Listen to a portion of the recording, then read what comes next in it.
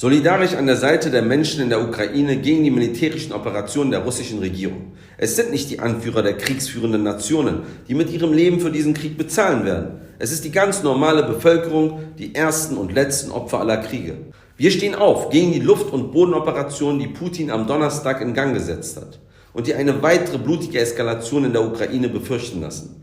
Im Ostteil des Landes tobt der Krieg schon seit vielen Jahren und die russische Regierung hat immer wieder bewiesen, dass sie ihre Interessen im Ausland mit Bomben bereit ist durchzusetzen. Doch kommt mir die Kehrseite der Medaille etwas zu kurz. Die NATO und ihre Mitgliedstaaten, die seit Jahren der russischen Regierung jede Steilvorlage bietet und den Konflikt weiter anheizt. Die schiere Existenz der NATO hat in den letzten Jahrzehnten für Zerstörung, Vertreibung und Tod gesorgt.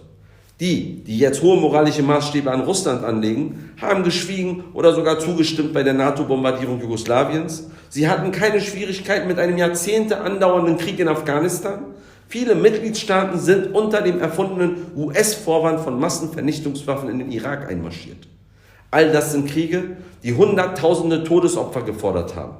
Nicht zuletzt hat das vermeintliche Verteidigungsbündnis seine Grenzen nach dem Ende der Sowjetunion immer weiter nach Osten ausgeweitet, entgegen anderslautender Versprechungen, hat Raketen in Polen stationiert, führt regelmäßig Militärübungen in der Nähe der russischen Grenzen durch und damit den Herrschenden in Russland die Opferrolle auf dem Silbertablett serviert.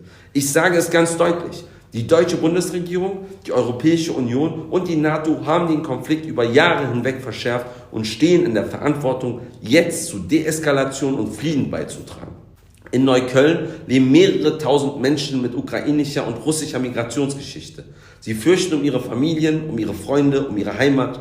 Niemand hat sie oder die Menschen in Luhansk oder in der Donbass-Region um ihre Meinung gefragt.